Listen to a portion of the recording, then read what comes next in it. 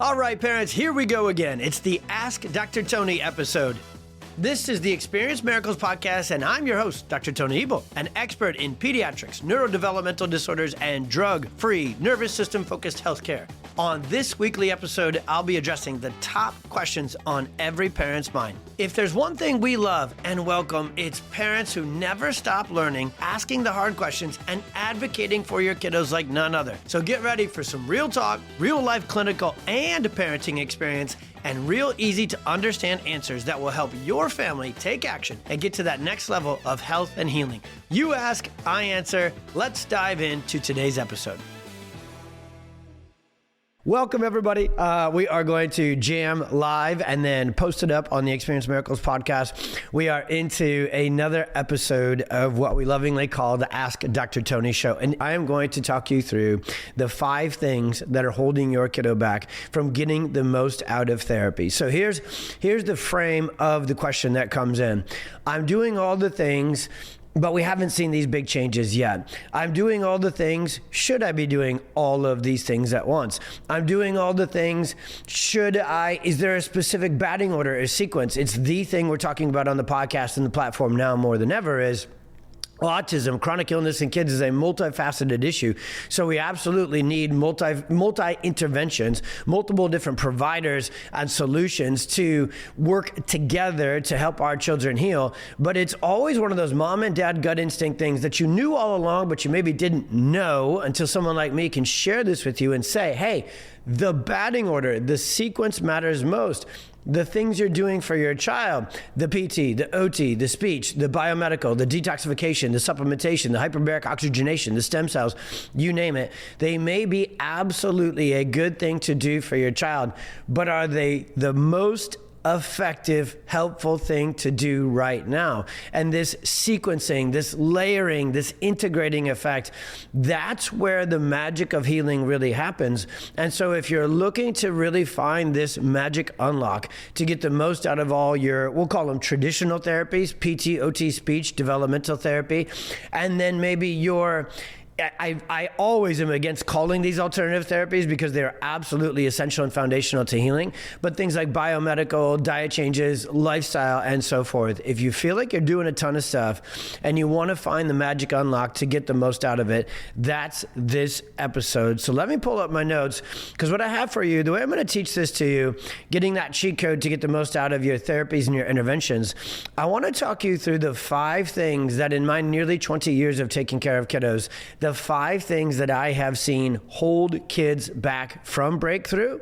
Because then when we get to the end of this, what we do is we address those 5 things head on and we say, okay, we need to fix these things first. We need to foundationally make sure we've covered these bases first, so that when we get into these more advanced and intricate and reorganizational healing endeavors, we will get more out of them, okay? So the number one thing that holds a child back, and this is exactly what we teach to other practitioners, other therapists, and other people out there that we love to build a team and a network with. That's what I've done very intentionally, very strategically here locally, and it's actually what we're doing with the podcast. We just interviewed Greer McGinnis yesterday, who is an absolute rock star, biomedical healing. Her page, Biomedical Healing for Kids. We are forming these connections, documenting hope. So this conversation, I feel like, is as important for you if you are a provider who is looking to help heal kids from neurological conditions and take care of them. Because this is not taught to us in any other kind of provider school, no matter what it is. So everybody out there listening in to this episode, please share this one, especially with your PT, with your OT, with your speech therapist, with your holistic pediatrician, or your functional integrative, practitioners. This is a topic that really needs to be front and center for parents and providers alike. So number one thing that holds kids back from getting results in therapies and other interventions, is nervous system dysregulation. Now, if you've tuned in with us, this conversation goes by a lot of same to similar terms. Nervous system dysregulation, dysfunction, subluxation, dysautonomia, all simply means, remember we made our Carhartt joke to kick this one off, wearing my Carhartt hat, so I'm going to give you the farmer version. It means your child's nervous system is out of balance. It means the communication between the brain, the central, the autonomic nervous system, and all the pieces and parts of the body. So the muscles, which is motor development. Big muscles is called gross motor. Little muscles for handwriting, for speech, for hand-eye coordination, for visual accommodation, for reading, those sort of things. Those are called fine motor. Handwriting and all the different things that kind of preschool and kindergarten would want your kiddo to kick in. Those are called fine motor. So this dysregulation, this dysfunction, this subluxation gets in between the brain's organization and coordination of motor development. So if your child has missed their motor milestones, if they're delayed in crawling and walking and running and skipping and being synced up and then talking and doing these fine motor things, well, then this nervous system dysregulation, subluxation conversation is the real cheat code to get the most out of movement-based therapies. Because what OT, PT are trying to do is rewire and sync back up the brain and the muscles and the motor system. But there's a communication superhighway between the two, and that is completely dependent upon nervous system regulation, nervous system communication, nervous system function, and a balanced nervous system. So when a child has an imbalanced, disrupted nervous system, dysregulation is kind of a catch-all term for this, it will delay their development in the motor system and muscles, and it'll very much delay their results from movement-based therapies like PT, like OT, and if we take the motor conversation and we apply it to speech and fine motor, so actually you could even apply it to little ones with breastfeeding and latching and swallowing. That's a motor issue. That's a subluxation issue. That's what gets in the way of that. So nervous system dysregulation, especially if you're working on motor development, motor tone, low tone, weak core, these missed motor milestones or delayed motor milestones, if motor is a conversation for your family, motor tone, motor development, motor coordination, you need to get nervous system dysregulation handled first. And at the end of this, I'm going to go through all 5. I'll talk about how we do that, okay?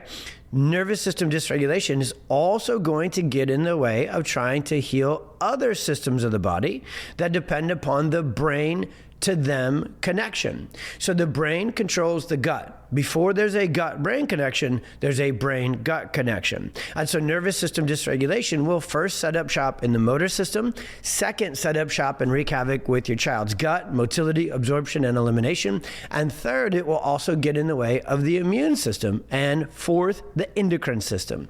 Now, again, like always, I'm going to talk about these, kind of separate. We're going to go into these little mini chapters as we go through this, but nervous system dysregulation, when a child's nervous system is stuck in what's called fight or flight sympathetic dominance and suppressed in what's called the parasympathetic vagus nerve, rest, relaxation, regulation, growth and development side, that will hinder progress with therapies, that will hinder progress with functional integrated biomedical intervention like none other. If you have thrown the kitchen sink at your child from a movement-based therapy, PTOT speech, and if you have thrown the kitchen sink at your child from a biomedical intervention, so diet changes, supplements, homeopathic, herbal, detoxification pathways, and you haven't seen change, you haven't seen breakthrough, that is a dead ringer for this first issue being in the way. Nervous system dysregulation and dysfunction, okay?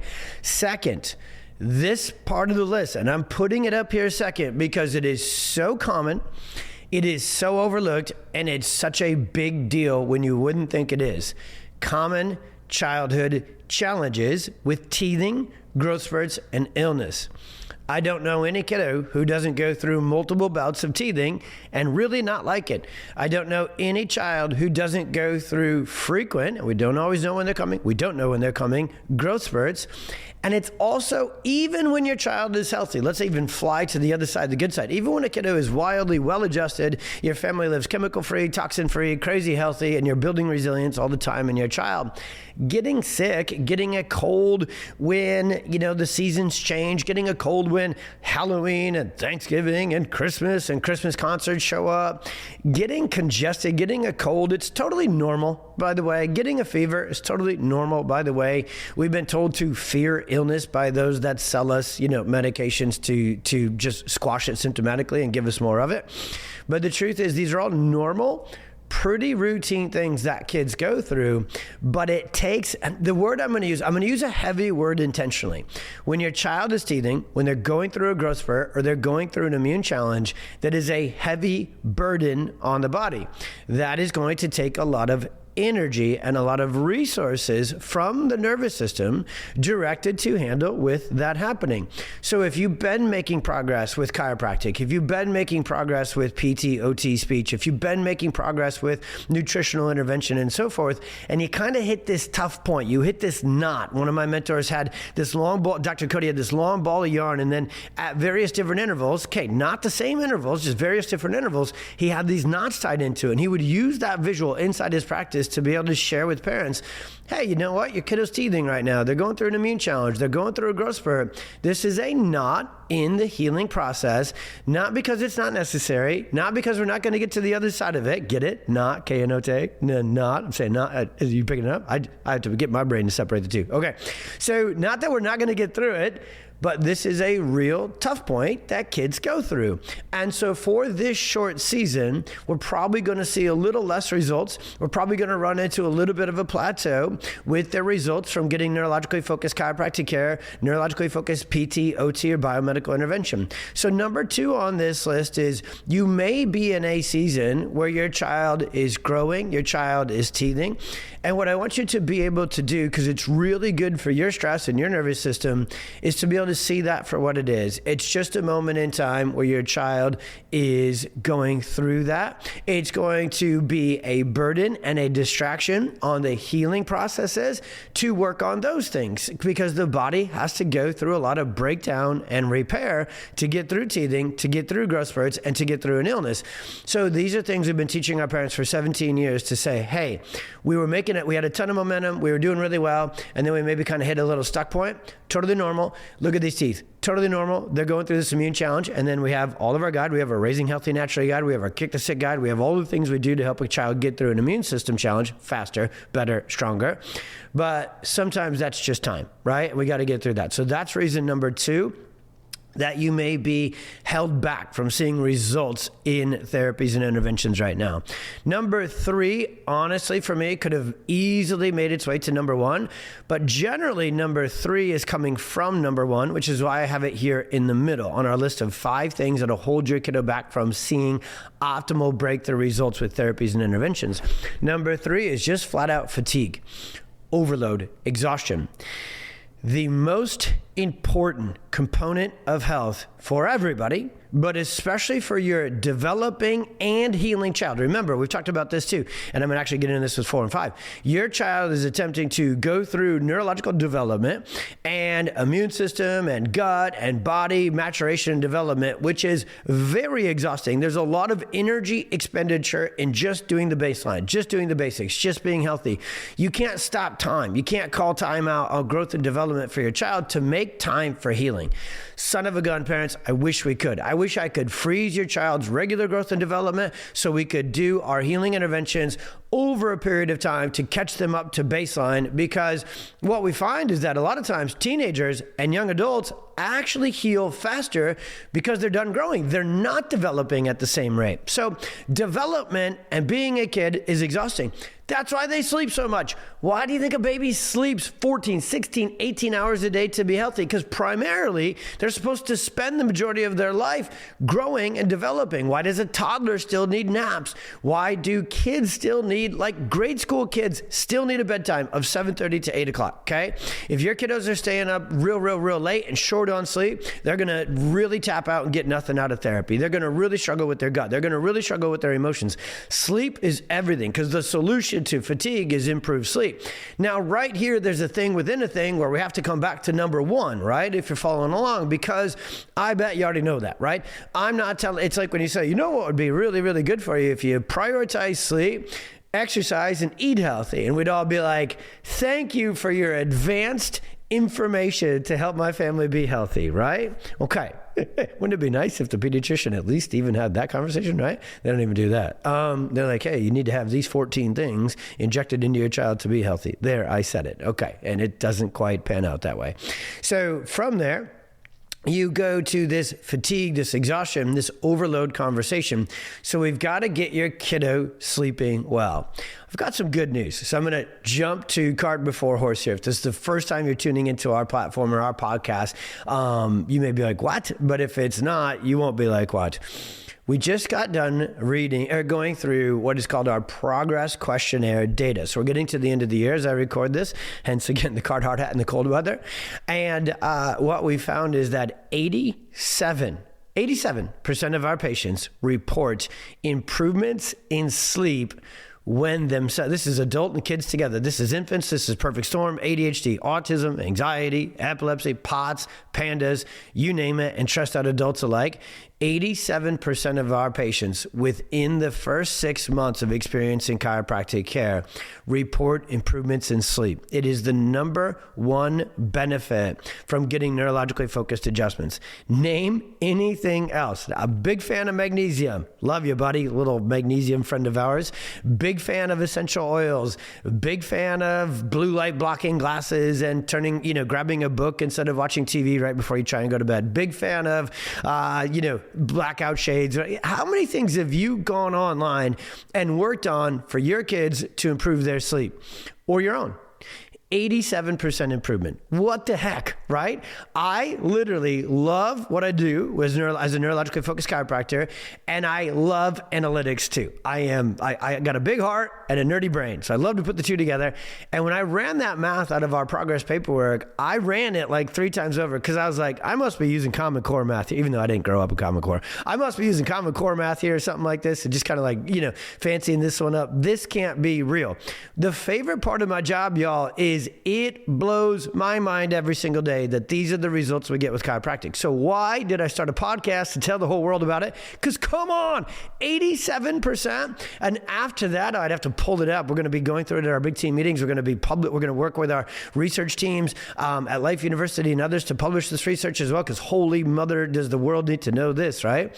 But close on its heels was stress and emotional behavioral regulation. Third, I think like 67 or 68% was improvement in digestive function. And I could have snuck that into the top 5. It's not in here.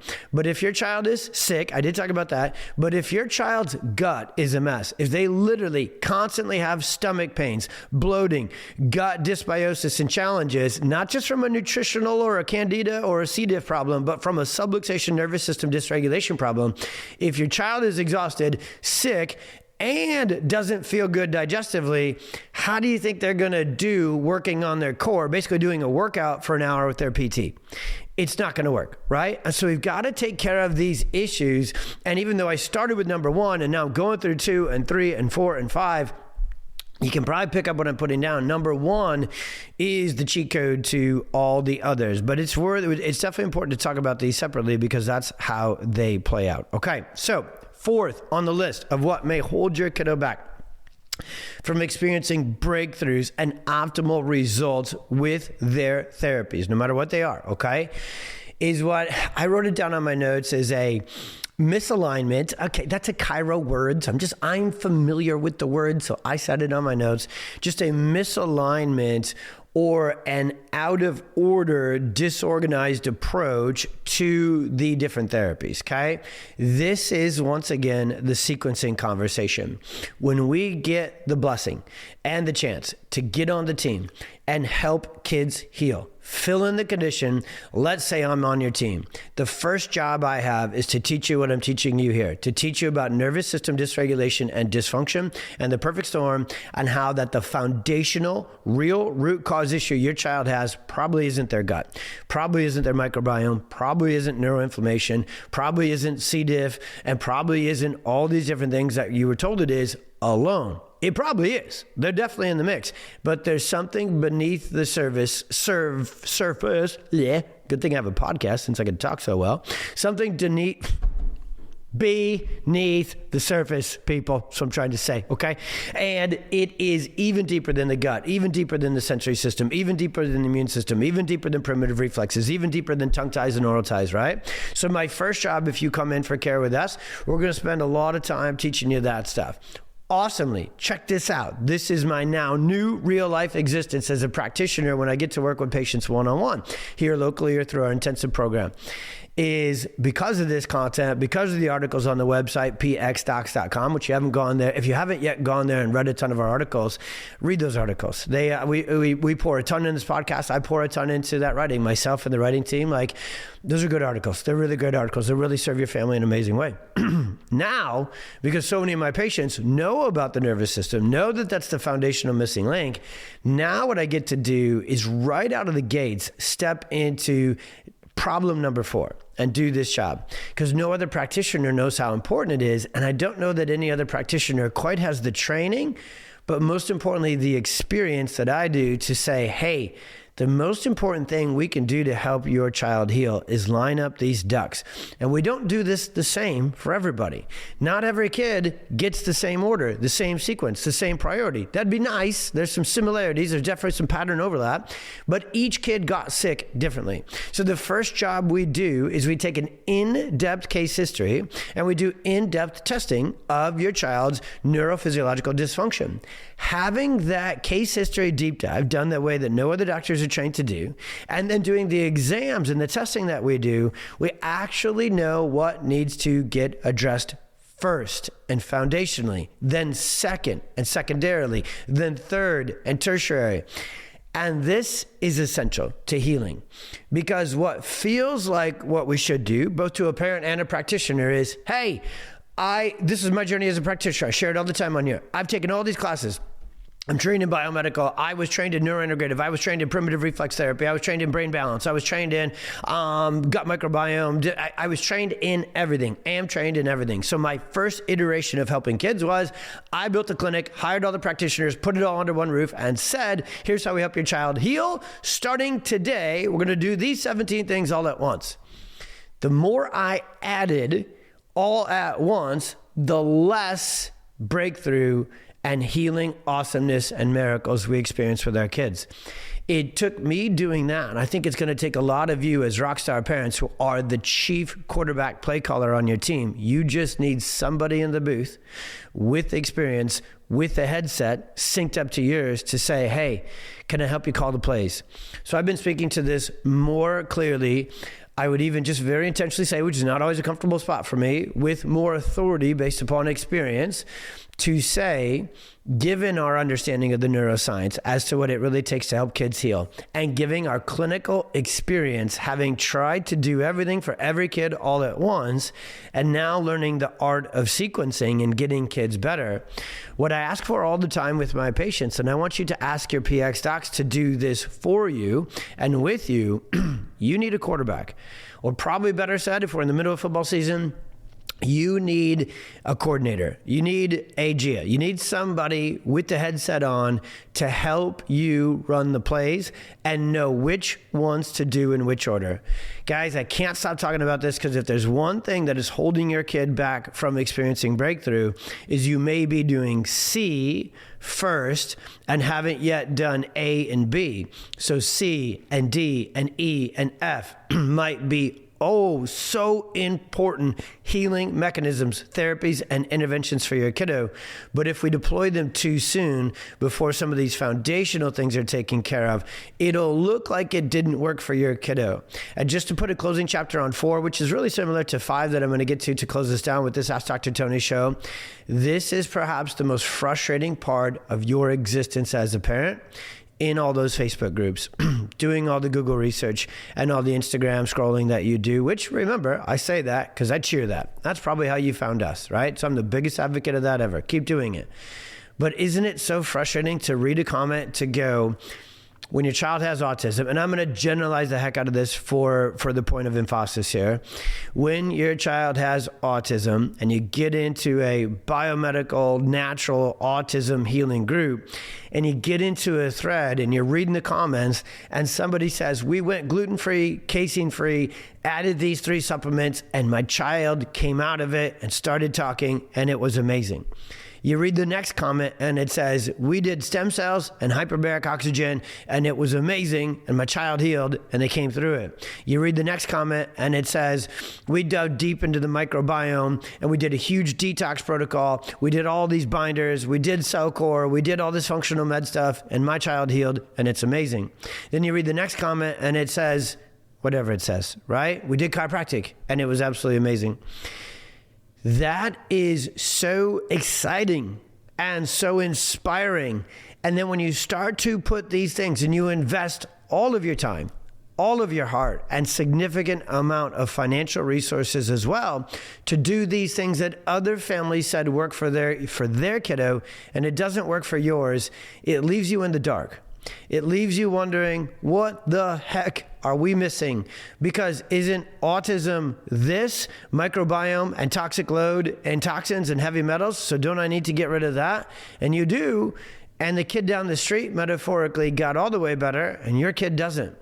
That's this conversation. That's where you need a doctor who knows how to dig deeper into all the variables and all the elements individually than any other doctor.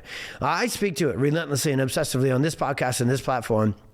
And then in the same breath, I can't exactly do it for your child, each and every one, because if you're in Florida or you're in the UK or if you're in wherever, because this job right here that I'm talking about, that very few trained doctors can do and practitioners can do, it's the hardest job we do. Finding these details. They say, the details matter. Son of a gun, in helping kids heal, it's never been more true to say that the granular details matter. This is what we train our PX docs on. This is not something a regular chiropractor knows how to do. This is not something even your general pediatric and family wellness chiropractor knows how to do. These are the sort of conversations. These are the sort of explanations that I am very, very excited to bring to you on this podcast and this platform, because these are the questions. These are the conversations I want you taking to your practitioners. I want you asking your providers, hey, how do you know the ducks are lined up? How do you know we should be doing this first and this right now and this all at once? I want you to question your providers as to the hierarchy and the batting order on your child's particular case. Because any provider you have should be able to explain this, because their job when they are directly taking care of your kiddo is to do a deep, individualized, customized, just understanding of what it's going to take to get your child better. On the podcast and on this platform, I exist one-to-many with my explanations. In practice, it's one-on-one, blinders on. This is what this child needs. Next case, blinders on. This is what this child needs. I don't meet too many providers that do that. I have made that the absolute crux and one of the core principles of what we teach our PX Docs Network.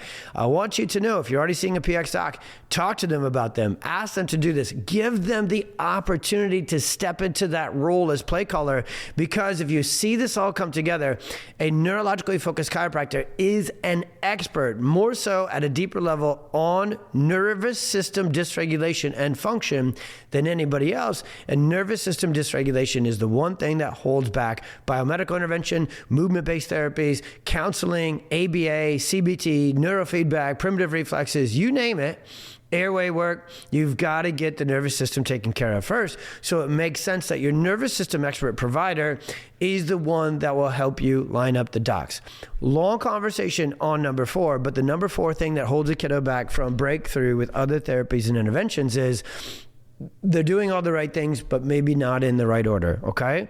And that final recap statement there is as simple as that is, and it's really simple when you hear it, and it's a really difficult job. So I want you to know that if you're, whichever doctor you're going to give that job, Give them a little grace, give them a little time, and you know what? Work with them. Really give them all the information. Make sure, and they're trained to ask all the questions so they get all the information, but it's a tough job. It's a tough job to know exactly what's going to work for each child in what order. And you could do it with a deep dive case history. You could do it with a deep dive set of exams and testing and insight scans. But honestly, the only way you really know is to go. That's another kind of saying. I'm inside my team. They would say that's the famous Dr. Tony saying, like, we're going to do all this hard legwork to say, okay, for this kiddo, here's the plan. We don't really know until we're 2 weeks, 2 months, 6 months into the plan. And we're always keeping the closest attention on that. I want you to have that. I want your families to have that. Out of this list, and I've said it with each one, right? To argue for this one's the most important. So what that really means is they're all that important. And number 5 is pretty simple. So I can go through this pretty quickly, and then we can close this one down. But number 5 is, speaking of how important it is to line up all the interventions in the right batting order and in the right timing, you got to get them communicating. All right. Now, we are praying and looking for, just as a provider who is the biggest fan of integrated and collaboration, okay? I have a blessing of incredible providers here locally, and now we're building our network to help your kids virtually as well. That's why interviewing Greer yesterday and so many others has been such a godsend to this, and Dr. Ali Miller and their crew, Becky. So anyways, if you see somebody on the podcast, that's who we trust. That's who we would link up with and integrate with. And then if we're taking care of kids together, the most important thing is to communicate, okay? So we work really hard through different softwares and channels, and I wish a better software existed for this. It makes it very hard because of the HIPAA regulations for your providers to talk to each other, and because EHRs, electronic health record softwares, are outdated and awful, and then HIPAA and government is outdated and awful. So we're trying to communicate with each other to help your kiddos, but the world of software, government regulation, I promise you that will get better here going forward, I hope, doesn't help us do this very well, but it is, and oftentimes we need to use you as the carrier pigeon. I literally just called one of my parents a carrier pigeon the other day. I was like, hey, I have not, your providers over there have not given us the paperwork, the HIPAA compliant paperwork. They haven't signed it and sent it in so I can send them information. Like, they've been really hard to get a hold of. Oh my goodness, our medical people, the hardest people. Even, you know what, folks out there, if you're my homies in the holistic medical integrative world, the medical world, it's like trying to get a hold of somebody who doesn't have phone or internet access, okay? It's like, do you need me to come there and sign papers? Can I meet you in the parking lot? Like, please communicate with us about this child so that we can help them together with you. And that's not easy, okay? So I've really trained, challenged, deployed my team to be very communicable as we do this. So anyways, difficult process, but an important one, to get communication facilitated across your other providers. And parents, I'm probably telling you something right here you already know for sure. You know it's important, you want it to happen, and you've probably taken up that job, right, of said carrier pigeon. If you don't know the carrier pigeon, I think they used to use those. Did they tie messages to the pigeon and then send them from boat to boat or country to country? I don't know. It seems like it wouldn't have been a good form of communication to trust a pigeon. I despise birds, period, and I think a pigeon is at the pretty low end of bird hierarchy. Speaking of hierarchy and pecking order, get it? Pecking order. And I'm terrified of birds because you know that for sure, if given the opportunity, if you didn't stay inside and hide from them, that they would peck you to death, because birds are evil creatures. So I wouldn't trust them with your communication. And so that's how I just taught number 5. Isn't it? Well, it's up to you guys to look inward and say, I trust this guy on this podcast, and he keeps talking about birds and Carhartt and all these analogies as we go along. Yeah, because we can't just talk about science and stuff and be all serious all the time. We got to bring in a bird analogy, a farmer story, and a dad joke. And you know what? Wear the Carhartt, not just to sip your oat milk latte, please. Actually, tag me on Instagram, will you? Go ahead and tag PX Hacks. You get that Carhartt on, you go outside and you do some hard work. It's so good for your nervous system. I want you shoveling muck. If you have to Google muck, good luck. I want you to go outside, shovel some snow. I want you to go move some hay bales around with your Carhartt. Just put your Carhartt on. Go, even if you don't even have any manual labor to do, find a neighbor, find somebody, volunteer out there. Just put that Carhartt to work and your nervous system will be like, dang, I feel resilient and healthy. So if you missed the beginning of this one, then the Carhartt rant I'm on right now makes no sense. But if you got the beginning of this one, you are dialed in. Okay, so put this all into action. How? If your gut right now goes, it's nervous system dysregulation. That's why my child can't sleep. That's why their gut is a mess, even with perfect diet. I need to get that taken care of first. Do that first. Get under neurologically focused chiropractic care. 1A to 1B, if you already are, give it time. Give it time. Give it time. Chiropractic, even done with excellence, dialed in, care plan, techniques, all the things we talked to you about on here, it still takes months. It can take months to break through with just that intervention to then set up the other interventions to be able to break through. So healing can be a many years process.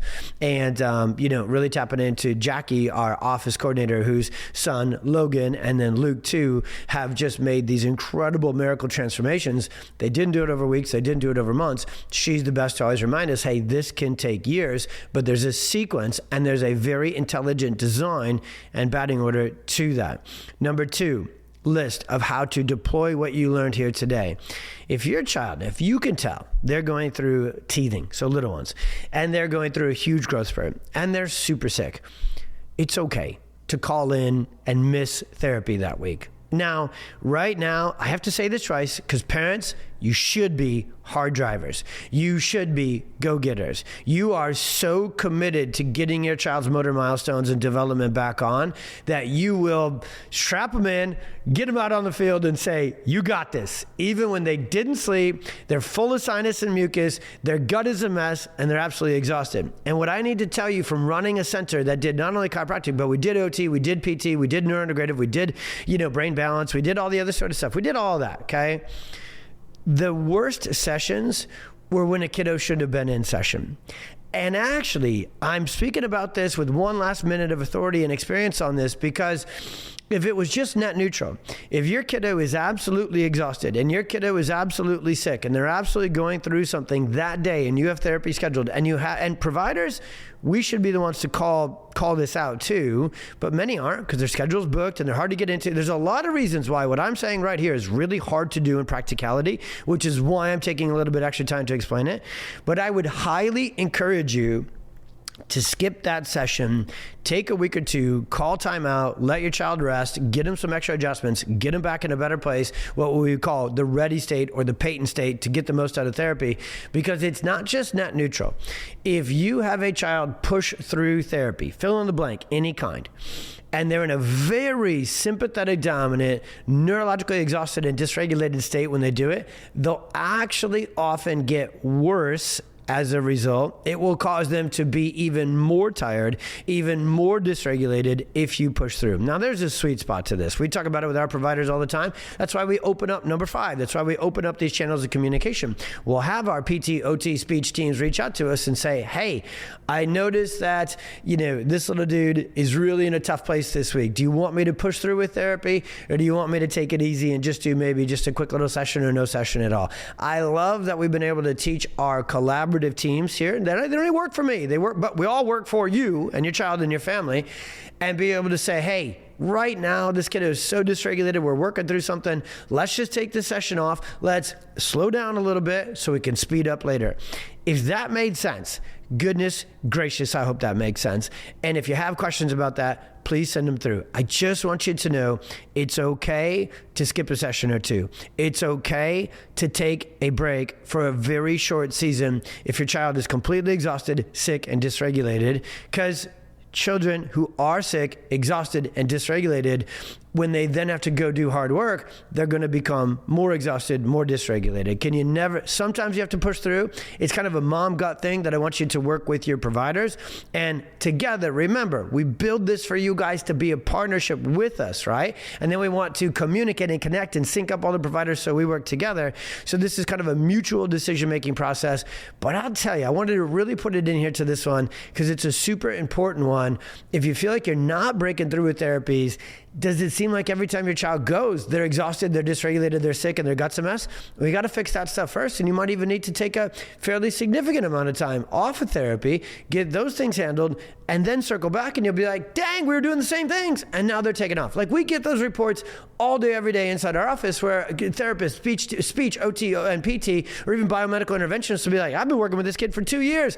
And in 2 months, we're getting more results because they're finally getting adjusted. They're sleeping through the night and they're not so dysregulated and their gut and immune system is better. So this is the cheat code. That's why we titled it. That's what we do. Get everyone connected. Go through these 5 things as a family for your kiddo and go, are we facing any of these? If yes, we might need to handle that first, hit pause, hit timeout, put something else on the shelf for a little bit, and then get back to it when our kid has a more functional, balanced nervous system. You'll know that through the care, the neurological insight stand. You'll know that when your child is sleeping, when their gut function is better. And when you hit those breakthroughs, what we call the neurological soft signs, we've done a whole episode about that. Get ready for your child to hit that launch point. Just know that it can take a long time, lots of adjustments, lots of patience. My least favorite thing, do you notice it took all the way to the end of the episode to say the word? Stupid, annoying word. But it's really important to have patience with our patients when we're really looking to get full, complete healing. Because sometimes if we let our heart get in the way of our head and we go too fast, and we pile on too many good things at one time, or we push through when a child is too dysregulated and exhausted, we actually push them backwards instead of forward. Thank you for tuning into today's episode. Do you have a question that you would like to submit? Either send it to support@pxdocs.com with the subject Ask Dr. Tony, or head on over to our socials @pxdocs, where you can submit your question in our stories every single week. Every kid counts and every family counts, so let's leave no questions left unanswered. If you loved this episode and you want to help us reach more kids, we would so appreciate if you left a review and a rating on your favorite platform. God bless, be well. We'll see you on the next one.